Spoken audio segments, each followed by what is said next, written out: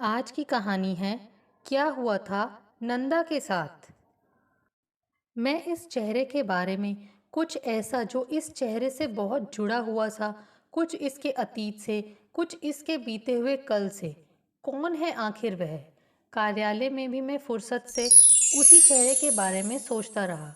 कौन था आखिर वह? वापसी में भी मैं भीड़ में नज़र दौड़ाता रहा, शायद वह चेहरा नज़र आ जाए। ऐसा होता है ना, अक्सर हम बिना वजह परेशान हो उठते हैं। अचेतन में कुछ ऐसा इतना सक्रिय हो उठता है कि बीता हुआ कुछ धुंधली सी सूरत में मानस पटल पर आने जाने लगता है। न साफ नजर आता है, न पूरी तरह छिपता ही है। क्या बात है, आज आप कुछ परेशान से नजर आ रहे हैं, कुछ सोच रहे हैं। पत्नी ने आखिर पूछ ही लिया। उसने भी पहचान लिया था मेरा भाव। हैरान हूं मैं, कैसे मेरी पत्नी झट से जान जाती है कि मैं किसी सोच में हूँ। 28 साल से साथ में हैं हम। हजार बार ऐसा हुआ होगा जब मैंने चाहा होगा कि पत्नी से कुछ छिपा जाऊं, मगर आज तक मेरा हर प्रयास असफल रहा। आज मुझे एक चेहरा जाना पहचाना लगा और ऐसा लगा कि उसे मैं बहुत करीब से जानता हूँ। और इतना भी आभास है कि जो भी उस चेहरे से जुड़ा है सुखद कदापि नहीं है। यहाँ तक कि मैं अपनी जान पहचान में भी दूर तक नज़र दौड़ा आया हूँ, वह कहीं भी नज़र नहीं आया। होगा कोई, एक दिन अपने आप याद आ जाएगा। आप आराम से खाना खाइए, झुंझलाकर उत्तर दिया पत्नी ने। मेरी यह आदत उसे अच्छी नहीं लगती थी, सो बड़बड़ाने लगी थी वह। सारे जहाँ का दर्द मेरे दिल में है, तो क्या तुम्हारे दिल में नहीं है? पड़ोस में कोई गलत काम करता है तो यहाँ तुम्हारा खून उबलने लगता है। तब मुझे सुना अनसुना कर मेरा दिमाग खराब करती हो। अब जब मैं सुना रहा हूँ, आप तो हवाई तीर चला रहे हो। जिसकी चिंता है उसे जानते भी तो नहीं हो ना। कम से कम मैं जिसकी बात करती हूँ उसे जानती तो हूँ। मैं उसे जानता हूँ। नंदा। यही तो परेशानी है कि याद नहीं आ रहा। मैं बुदबुदा रहा था। आखिर कौन था वह? दूसरे दिन, तीसरे दिन और उसके बाद कई दिन मैं उसके बारे में सोचता रहा। लोकल ट्रेन से आते जाते निरंतर नज़र भी दौड़ाता रहा, पर वह चेहरा नज़र नहीं आया। धीरे धीरे मैं उसे भूल गया। सच है ना, समय से बड़ा कोई मरहम नहीं है। समय से बड़ा कोई आवरण भी नहीं है। समय सब ढक लेता है, समय सब छिपा जाता है। चाहे सदा के लिए छिपा पाए तो भी कुछ समय का भुलावा तो होता ही है। एक शाम पता चला पड़ोस में कोई रहने आया है। पत्नी बहुत खुश थी। हमारी दोनों बेटियों के ससुराल चले जाने के बाद उसे अकेलापन बहुत खलता था। पड़ोस में कोई बस जाएगा ऐसा सोचकर मुझे भी सुरक्षा का सा भाव प्रतीत होने लगा। कभी देर सवेर हो जाए तो मुझे चिंता होती थी। अब बगल के आंगन में होने वाली खटर पटर बड़ी सुखद लगने लगी थी। अभी जान पहचान नहीं थी, फिर भी उनका एहसास ही बड़ी गहराई से हमें पुलकित करने लगा था।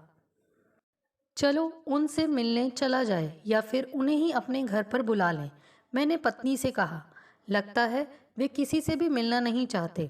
आज वह लड़की सब्जी लेने बाहर निकली थी। मैंने बात करनी चाही थी, पर मगर वह बिना कुछ सुने ही चली गई। क्यों? पलक झपकाना ही भूल गया मैं। भला ऐसा क्यों? क्या इतने बूढ़े हैं हम जो एक जवान जोड़ा हमसे बात करना भी नहीं चाहता? हम इतने बुरे लगते हैं क्या?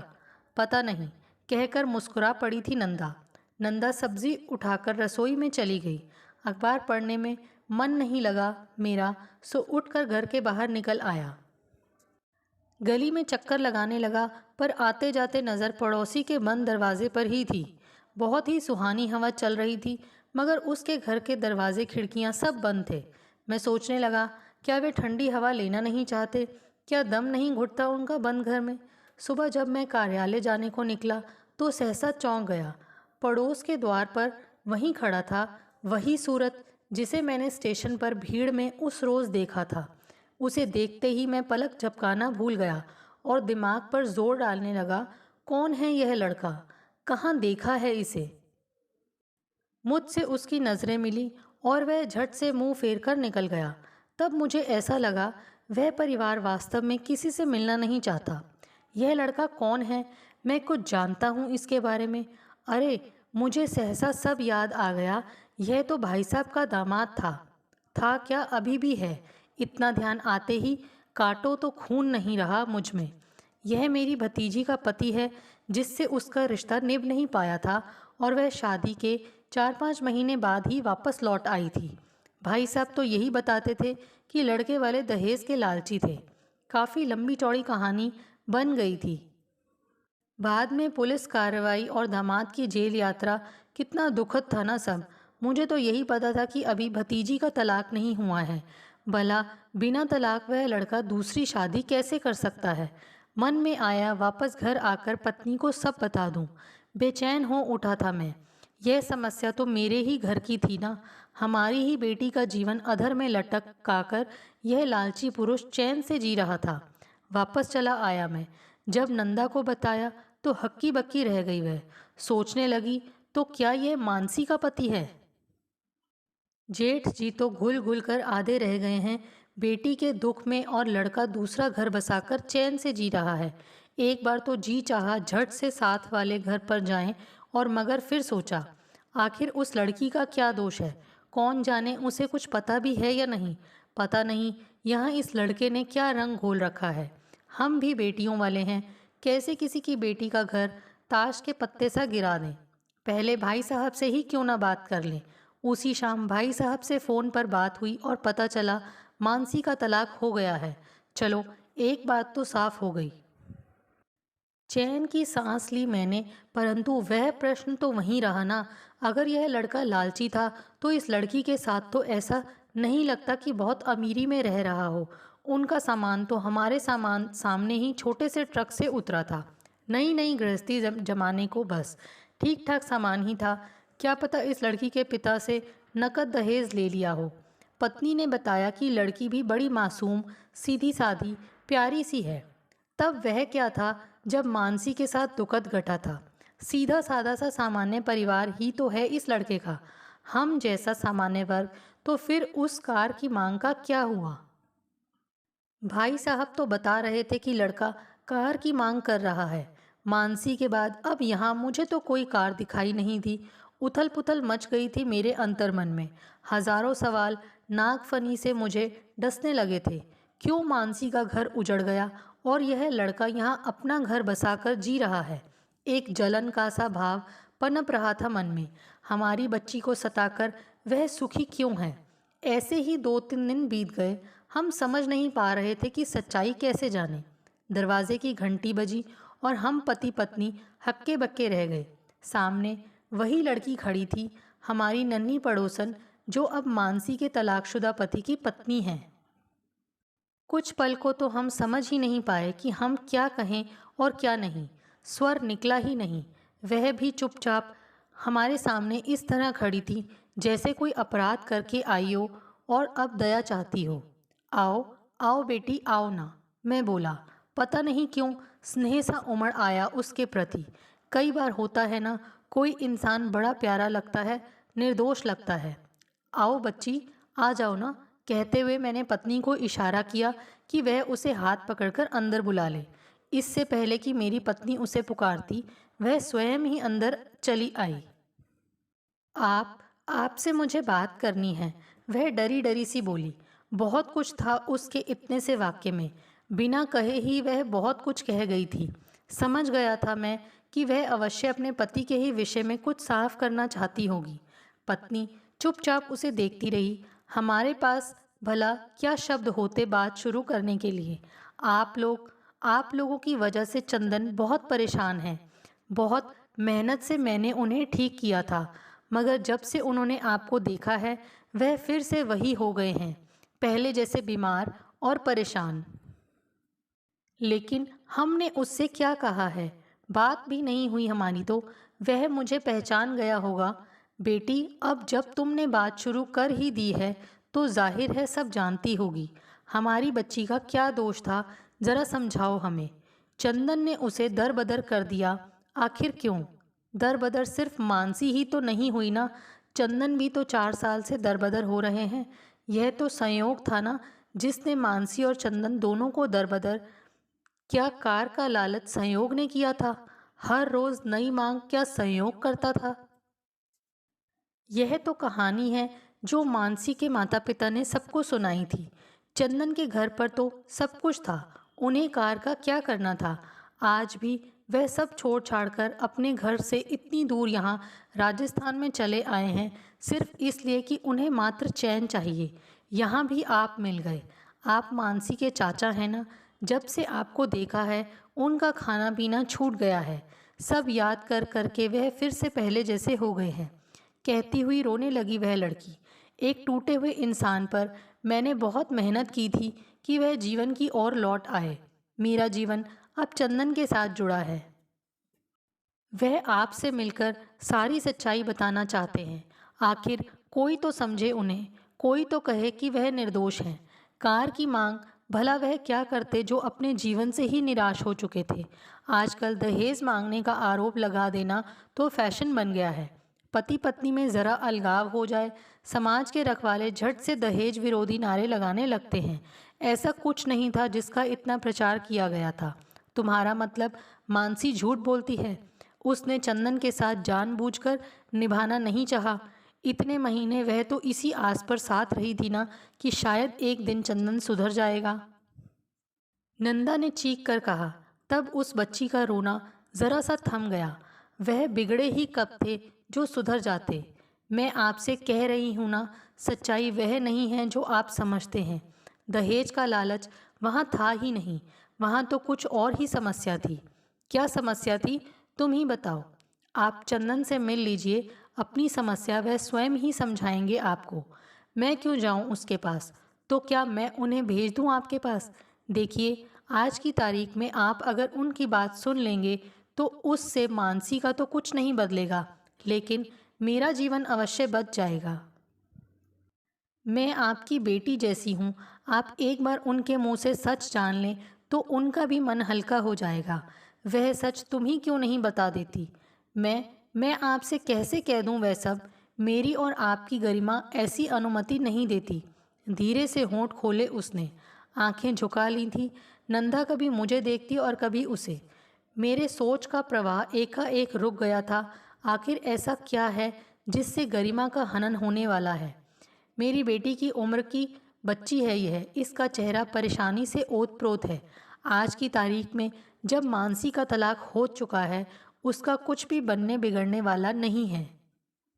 मैं क्यों किसी पचड़े में पड़ूं? क्यों राग टटोलूं? सब जानता हूं कि सब स्वाहा हो चुका है। अपने मन को मना नहीं पा रहा था मैं। इस चंदन की वजह से मेरे भाई का बुढ़ापा दुखदाई हो गया। जवान बेटी ना विधवा हुई ना सधवा रही। वक्त की मार तो कोई भी रोते हंसते सह ले, लेकिन मानसी ने तो एक मनुष्य की मार सही थी। कृपया आप ही बताइए मैं क्या करूं? मैं सारे संसार के आगे गुहार नहीं लगा रही, सिर्फ आपके सामने विनती कर रही हूं, क्योंकि मानसी आपकी भतीजी है। इत्तेफाकन जो घट गया वह आपसे भी जुड़ा है। तुम जाओ, मैं तुम्हारे साथ नहीं आ सकता। चंदन कुछ कर बैठे तो मेरा तो घर ही उजड़ जाएगा। जब हमारी ही बच्ची का घर उजड़ गया तो चंदन के घर से मुझे क्या लेना देना? चंदन समाप्त हो जाएंगे तो उनका नहीं, मेरा जीवन बर्बाद। तुम उसकी इतनी वकालत कर रही हो, कहीं मानसी की बर्बादी का कारण तुम ही तो नहीं? इस जानवर का साथ देने का भला क्या मतलब है? चंदन जानवर नहीं है चाचा जी। आप सच नहीं जानते, इसलिए कुछ समझना नहीं चाहते। अब सच जानकर हमारा कुछ भी बदलने वाला नहीं है। वह तो मैं पहले ही विनती कर चुकी हूँ ना। जो बीत गया वह बदल नहीं सकता, लेकिन मेरा घर तो बच जाएगा ना। बचा कुचा कुछ अगर मेरी झोली में प्रकृति ने डाल ही दिया है तो क्या इंसानियत के नाते हम आएंगे तुम्हारे घर पर? नंदा बीच में ही बोल पड़ी। मुझे ऐसी ही उम्मीद थी नंदा से। कहीं कुछ अनचाहा घट रहा हो और नंदा चुप रह जाए, भला कैसे मुमकिन था? जहाँ बस न चले वहाँ अपना दिल जलाती है, और जहाँ पूरी तरह अपना वश हो वहाँ भला पीछे कैसे रह जाती? तुम जाओ। नाम क्या है तुम्हारा? संयोगिता। नाम बताते हुए हर्षातिरेक में वह बच्ची पुनः रो पड़ी थी। मैं तुम्हारे घर आऊंगी, तुम्हारे चाचा भी आएंगे। तुम जाओ, चंदन को संभालो। पत्नी ने उसे यकीन दिलाया। उसे भेजकर चुपचाप बैठ गई नंदा। मैं अनमना सा था। सच है, जब मानसी का रिश्ता हुआ भैया बहुत तारीफ करते थे। चंदन बहुत पसंद आया था उन्हें। सगाई होने के 4-5 महीने बाद ही शादी हुई थी। इस दौरान मानसी और चंदन मिलते भी थे, फ़ोन भी करते थे, सब ठीक था। पर शादी के बाद ही ऐसा क्या हो गया? अच्छे इंसान 2-4 दिन में ही जानवर कैसे बन गए? भाभी भी पहले तारीफ ही करती रही थी, फिर अचानक कहने लगी कि चंदन तो शादी वाले दिन से ही उन्हें पसंद नहीं आया था। जो इतने दिन सही था, वह अचानक गलत कैसे हो गया? हम भी हैरान थे। तब मेरी दोनों बेटियां अविवाहित थीं। मानसी की दुखद अवस्था से हम पति पत्नी परेशान हो गए थे कि कैसे हम अपनी बच्चियों की शादी करेंगे। इंसान की पहचान करना कितना मुश्किल है। कैसे अच्छा रिश्ता ढूंढ पाएंगे उनके लिए? ठीक चलते चलते कब कोई क्यों गलत हो जाता है, पता ही नहीं चलता। मैंने तो मानसी से शादी के हफ्ते बाद ही कह दिया था, वापस आ जा, लड़कों की कमी नहीं है, तेरे यहाँ नहीं निभने वाली। एक बार भाभी ने सारी बात सुनाते सुनाते कहा था। फ़ोन तक तो करने नहीं देते थे ससुराल वाले। बड़ी वाली हमें घंटा घंटा फ़ोन करती रहती है। यह तो बस 5 मिनट बाद ही कहने लगती है, बस मम्मी अब रखती हूँ। फ़ोन पर ज़्यादा बातें करना ससुर जी को पसंद नहीं है। मानसी शिला सी बैठी रहती थी। एक दिन मैंने स्नेह से उसके सिर पर हाथ रखा तो मेरे गले से लिपटकर रो पड़ी थी। पता नहीं क्यों सब बिखरता ही चला गया चाचा जी। मैंने निभाने की बहुत कोशिश की थी। तो फिर चूक कहाँ हो गई मानसी? उन्हें मेरा कुछ भी पसंद नहीं आया। अनपढ़ गंवार बना दिया मुझे। सबसे कहते थे मैं पागल हूँ। लड़की वाले तो दहेज में 10-10 लाख देते हैं। तुम्हारे घर वालों ने तो बस 2-4 लाख ही लगाकर तुम्हारा निपटारा कर दिया। हैरान परेशान था मैं तब। मैं भी तब अपनी बच्चियों के लिए रिश्तों की तलाश में था। सोचता था मैं तो शायद इतना भी ना लगा पाऊँ। क्या मेरी बेटियां भी इसी तरह वापस लौट आएंगी? क्या होगा उनका? देखो भैया, उन लोगों ने इसकी नस काटकर इसे मार डालने की कोशिश की है। यह देखो भैया, भाभी ने मानसी की कलाई मेरे सामने फैलाकर कहा था। यह देख सुनकर काटो तो खून नहीं रहा था मुझ में। जिस मानसी को भैया भाभी ने इतने लाड प्यार से पाला था, उसकी हत्या का प्रयास किया गया था। और भाभी आगे बोलती गई थी, उन्होंने तो इस शादी के महीने बर्बाद ही अलग कर दिया था। जब से हमने महिला संघ में उनकी शिकायत की थी, तभी से वे लोग इसे अलग रखते थे। चंदन के तो पास भी नहीं आता था, वहीं अपनी माँ के पास रहता था। राशन पानी, रुपया पैसा सब मैं ही पहुँचाकर आती थी। इसके बाद तो मुझे फ़ोन करने के लिए पास में 10 रुपए भी नहीं होते थे। सारी की सारी कहानी का अंत यह हुआ कि चंदन काफ़ी समय जेल में रहा था। उसकी नौकरी छूट गई थी सो अलग। वे लोग तलाक ही नहीं देते थे, न जीते थे न ही जीने देते थे। आप बुरा न माने तो एक बात कहूँ, मुझे तब भी दाल में कुछ काला लगता था जब मानसी वापस आ गई थी। इस चंदन को अगर मानसी की हत्या करनी होती तो वह उसकी गर्दन काटता ना, ज़रा सी नस काट कर छोड़ देता ताकि वह जिंदा रहकर सबको बताए कि सच क्या है। बेटी का मसला था ना, मैं क्या कहती। मगर यह सत्य है कि लड़की वालों को सदा सहानुभूति मिलती है और लड़का इसी बात का अपराधी बन जाता है कि उसने 7 फेरे ले लिए थे। बस नंदा बोली तो बस बोलती ही चली गई। बड़ी वाली बेटी घंटा घंटा अपनी ससुराल से हर रोज़ फ़ोन करती थी, तो क्या ज़रूरी था कि मानसी भी हर रोज़ घंटा घंटा माँ से बातें करे? हमारी भी तो बेटियां हैं ना, हम क्या रोज़ उनसे बातें करते हैं? फ़ोन मात्र सुविधा के लिए होते हैं ताकि समय पर ज़रूरी बात की जाए। गपशप लगाएंगे तो क्या फ़ोन का बिल नहीं आएगा? हमारी ही बहू अगर हर रोज़ अपनी माँ से फ़ोन पर गपशप करेगी तो क्या हज़ारों रुपए बिल देते हुए हम चीखेंगे नहीं? आखिर इतनी क्या बातें होती हैं जो मानसी माँ से करना चाहती थी? ससुराल भेज दिया है बेटी को तो वहाँ उसे बसने का मौका भी देना चाहिए। ससुराल में घटने वाली ज़रा ज़रा सी बातें अगर मायके में बताई जाएं तो वे मिठास कम खटास ज़्यादा पैदा करती हैं। मुझे तब भी लगता था कि कहीं कुछ गलत हुआ है। अब तो संयोगिता ने भी कुछ बताना चाहा है ना, सच कुछ और होगा, आप देख लेना। घर की बहू शादी के 1 महीने बाद ही सहायता के लिए महिला संघ में पहुंच जाए तो क्या ससुराल वाले डर कर उसे अलग नहीं कर देंगे? बेटा क्या पत्नी को स्नेह दे पाएगा जब उसके सिर पर हर पल पुलिस और महिला संघ की तलवार लटकती रहेगी? कोई भी रिश्ता डर से नहीं, प्यार से पनपता है। चंदन और मानसी में प्यार कब पनपा होगा जो उनकी निभ पाती। मैं चुपचाप सुनता रहा। यह सच है कि हमारी बेटियां अपने घर में खुश हैं। 15-20 दिन बाद वे हमें फ़ोन करके हमारा हालचाल पूछ लेती हैं। ज़रा ज़रा सी बात ना वह हमें फ़ोन पर बताती हैं और ना ही हम। अनुशासन तो जीवन में हर कदम पर होना चाहिए ना। सीमित आय वाला हज़ारों रुपए का बिल कैसे चुका पाएगा? व्यर्थ कलेश तो होगा ही ना।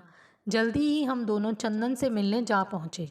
दूल्हा बने कभी मानसी की बगल में बैठे देखा था उसे, और अब ऐसा लग रहा था जैसे पूरे जीवन का संतरास एक साथ ही सहकर थका हारा एक इंसान हमारे सामने खड़ा है।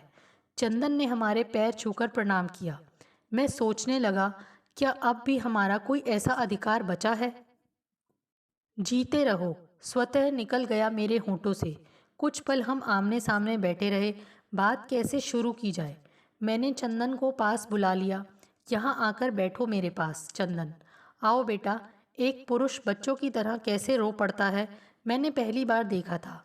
मेरे घुटनों पर सिर रखकर वह ऐसी दर्द भरी चीखों से रोया कि नंदा भी घबरा उठी। संयोगिता ने ही लपक कर उसे संभाला। आप चाचा जी से सब कह दीजिए। चंदन, रोइए मत। आप इस तरह रोते रहेंगे तो बात कैसे कर पाएंगे? मैं चाची को लेकर दूसरे कमरे में चली जाती हूँ। आप चाचा जी से बात कर कीजिए। रोइए मत चंदन। तब सहसा मैंने ही चंदन को संभाला और इशारे से नंदा को संयोगिता के साथ जाने का इशारा किया। तब एक संतोष भाव उभर आया था संयोगिता के चेहरे पर, मानो मेरे इशारे से एक डूबते को तिनके का सहारा मिला हो। संयोगिता भरी आंखों से मेरा आभार जताती हुई नंदा के साथ चली गई। हम दोनों अकेले रह गए। कुछ समय लगा चंदन को सामान्य होने में। फिर धीरे से चंदन ने ही कहा, मेरा जीवन इस कदर बर्बाद हो जाएगा मैंने कभी सोचा भी नहीं था। यह सब क्यों और कैसे हो गया, मुझे सच सच बताओ। चंदन, किसका कितना दोष था, समझाओ मुझे। क्या मानसी निभा नहीं पाई, या सबसे बड़ा दोष तो मेरा ही था चाचा जी। मुझे तो पता नहीं था कि मेरे शरीर में कोई कमी है। मेरा शरीर मेरा साथ नहीं दे पाएगा, मैं नहीं जानता था। यह सुनकर मैं हक्का बक्का रह गया। चंदन कुछ देर चुप रहा, फिर बोला, यह सच्चाई मुझे स्वीकार करनी चाहिए थी ना। जो मेरे बस में नहीं था, मुझे उसे अपनी कमी मानकर मानसी को आज़ाद कर देना चाहिए था। मैं अपनी कमज़ोरी स्वीकार ही नहीं कर पाया। हर बीमारी का इलाज है। ठंडे दिमाग से हल निकालता तो हो सकता था सब ठीक हो जाता। मानसी को सच्चाई से अवगत कराता तो हो सकता था वह मेरा साथ देती, मेरा मान सम्मान संभाल कर रखती। मगर मैं तो अपनी कुंठा, अपनी हताशा मानसी पर उतारता रहा। उसने निभाने की कोशिश की थी, मगर मैंने ही कोई रास्ता नहीं छोड़ा था। मानसी ज़रा ज़रा सी बात अपने मायके में बताती, मैं चिढ़कर फ़ोन ही काट देता। मैंने मानसी की हत्या करने की कोशिश नहीं की थी। मानसी ने खुद ही तंग आकर अपनी नसें काट ली थी। यह भी सच है कि मानसी अपनी बड़ी बहन की अमीर ससुराल से हमारी तुलना करती थी कि दीदी दिन में 2-2 बार मम्मी को फ़ोन करती हैं, इसलिए वह भी करेगी। पहली बार में ही जब लंबा चौड़ा बिल आ गया तो पिताजी ने साफ साफ मना कर दिया, जिस पर मानसी ने काफ़ी बावेला मचाया। हमारे घर में अनुशासन था जिसमें वंदना मानसी को गवारा नहीं था। हमारी नपी तुली आमदनी पर जब मानसी ने ताना कसा तो मैंने भी कह दिया कि लोग तो दामाद को 10-10 लाख देते हैं, इतना ही खुला हाथ है तो अपनी माँ से मांग लो। बस इसी बात को मुद्दा बनाकर मानसी के परिवार ने महिला संघ में शिकायत कर दी कि मैं दहेज की मांग कर रहा हूँ। मैंने घबराकर मानसी को उसके पूरे दान दहेज के साथ अलग कर दिया। मैं नहीं चाहता था कि मेरे माता पिता पर कोई आंच आए। हालात बिगड़ते ही चले गए चाचा जी। सब मेरे हाथ से निकलता चला गया। मेरा दोष था, मैं जानता हूँ। मैंने सबका हित सोचा, अपने माँ बाप का हित सोचा, अपनी कमज़ोरी छिपाकर सोचा कि अपना हित कर रहा हूँ, लेकिन बेचारी मानसी का हित नहीं सोचा। उसे कुछ नहीं दिया। मेरे जीवन से वह रोती बिलखती ही चली गई। मैं अपनी भूल मानता हूँ, लेकिन यह सच नहीं है कि मैंने मानसी की हत्या का प्रयास किया था। मैंने दहेज की मांग कभी नहीं की थी चाचा जी। मैंने मानसी को अपनी समस्या नहीं बताई, यह सच है। लेकिन यह सच नहीं है कि मैं मानसी को पागल प्रमाणित करना चाहता था। अखबारों में मुझ पर जो जो आरोप छपे वे सच नहीं हैं। सच तो सामने आया ही नहीं। जो अन्याय मैंने कभी किया ही नहीं उसकी सज़ा मैंने क्यों पाई? इतना अपमान और इतनी बदनामी होगी मैंने नहीं सोचा था। मानसी के साथ एक सुखी गृहस्थी का सपना था मेरा। नहीं सोचा था 2 दिन बाद ही मेरा घर जंग का मैदान बन जाएगा। मानसी का सहज सामीप्य ही असहनीय हो जाएगा। मैं मानसी से दूर रहने के बहाने ढूंढने लगा था। अपनी नपुंसकता को मानसी से अवगत कराता तो शायद वह मुझे सहारा देती। अपने माँ बाप को भी कुछ बता पाता तो हो सकता था वही मुझे कोई रास्ता दिखाते। अपने ही खोल में घुट घुट कर मैंने अपने साथ मानसी का भी जीना हराम कर दिया था। मेरी वजह से मानसी का जीवन बर्बाद हो गया। मुझे अपनी कमी का एहसास होता तो मैं कभी शादी नहीं करता। सच का सामना करता तो शायद कोई आसान रास्ता निकल आता। मेरी हताशा हर रोज़ कोई ना कोई नई समस्या खड़ी करती और मानसी का मुझसे झगड़ा हो जाता। असहाय मानसी करती भी तो क्या। चाचा जी, 4 साल बीत गए इस घटना को। मेरी सांस घुटती है वह सब याद करके। हमने मानसी का जीवन तबाह किया है। मैं भारी मन से सब कुछ सुनता रहा। आखिर कहता भी क्या? मैं आज भी मानसी को भुला नहीं पाया हूँ। चाचा जी, चंदन ने आगे कहना जारी रखा, मैं मानसी के लिए परेशान हूँ। मैं उससे सिर्फ एक बार मिलना चाहता हूँ। आज इतना सब भोगने के बाद सच का सामना करने की हिम्मत है मुझ में। चाचा जी, आप मुझे सिर्फ एक बार मानसी से मिला दें। संयोगिता से जब शादी की तब क्या उसे पूरी सच्चाई बताई थी? मैंने पूछा। जी, संयोगिता मेरे एक दोस्त की बहन है। मेरी सच्चाई जान गई थी। दोस्त की पत्नी ने सब बताया था इसे। मेरा दोस्त ही मुझे डॉक्टर के पास ले गया। मैं मानता हूँ मुझसे ही गलती हुई थी। जो कदम मैंने इतनी बड़ी सज़ा भोगने के बाद उठाया वह तभी उठा लेता तो इतनी बड़ी घटना ना होती। अब मानसी से मिलकर दबी राख क्यों कुरेदना चाहते हो? जो हो गया उसे सपना समझकर भूलने का प्रयास करो। क्या संयोगिता का दिल भी दुखाना चाहते हो, जिसने जीवन का सबसे बड़ा जुआ खेला तुम्हारा हाथ पकड़कर? तुम्हारा मन हल्का हो जाए। मैं इसीलिए चला आया हूँ। मगर अब अगर संयोगिता का मन दुखाओगे तो एक और भूल करोगे। कहते हुए मेरी नज़र बाहर की बंद खिड़कियों पर पड़ी। मैंने उठकर सारे पट खोल दिए। ताज़ा हवा अंदर चली आई। मैं फिर बोला, घुट घुट कर मत जियो चंदन, खुल कर जियो और अपना जीवन सरल बनाना सीखो। संयोगिता जो तुम्हें संयोग ने दी है अब उसी को सहेजो। जो नहीं रहा उसका दुख मत करो, समझे ना? शांत हो चुका था चंदन। उसका कंधा थपक कर मैं बाहर चला आया। बाहर नंदा मेरा ही इंतज़ार कर रही थी। घर आकर मैं देर तक सामान्य नहीं हो पाया। सोचने लगा, क्या दोष था चंदन का? अपनी सामयिक नपुंसकता को सहज स्वीकार नहीं कर पाया। क्या यही दोष था इसका? हम में से कितने ऐसे पुरुष हैं जो अपनी नपुंसकता को सहज स्वीकार कर कोई स्वस्थ दृष्टिकोण अपना पाते हैं? लड़की वाले अक्सर अपनी हालत यह प्रमाणित कर के ज़्यादा दयनीय बना लेते हैं कि उन्हीं के साथ ज़्यादा अन्याय हुआ है। मानसी भी तो सच्चाई अपनी माँ को बता सकती थी। वह चंदन पर हत्या करने का आरोप लगाकर इतना बड़ा बखेड़ा तो खड़ा ना करती। यह सच है कि चंदन से प्यार मिलता तो मानसी सब सह जाती, लेकिन चंदन से मिली थी मात्र हताशा, मानसिक यातना, जिसका प्रतिकार मानसी ने भी इस तरह किया। दोनों में से किसी का भी तो भला ही नहीं हुआ। क्या सोच रहे हैं आप? नंदा ने पूछा। बस इतना ही कि हमारा भी कोई बेटा होता तो। एकाएक बेटा क्यों सूझा आपको? बेटा नहीं सूझा, एक ज़रूरत सूझी है। क्या बेटे की शादी से पहले उसका पूरा मेडिकल चेकअप ज़रूरी नहीं है? जन्मपत्री की जगह रक्त मिलाना चाहिए। तुम क्या सोचती हो? मेरा बेटा होता तो उसकी पूरी जांच कराए बिना कभी शादी ना कराता। यह संकोच की बात नहीं, एक ज़रूरत होनी चाहिए। मानसी का जीवन अधर में न लटका रहता अगर चंदन के माँ बाप ने यह स्वस्थ दृष्टिकोण अपनाया होता। चुप थी नंदा। इसका मतलब वह मेरे शब्दों से सहमत थी। संयोगिता ने इसे शायद सारा सच बताया होगा ना? ठंडी सांस ली नंदा ने। मेरी तरफ देखा। उसकी आंखों में भी पीड़ा थी। यही सोचकर कि जो हो गया उसे समय पर संभाल लिया जाता तो जो सब हो गया वह कभी ना होता। दोस्तों, आपको हमारी ये कहानी कैसे लगी? प्लीज़ कमेंट्स करके बताइए। Thanks for watching this video.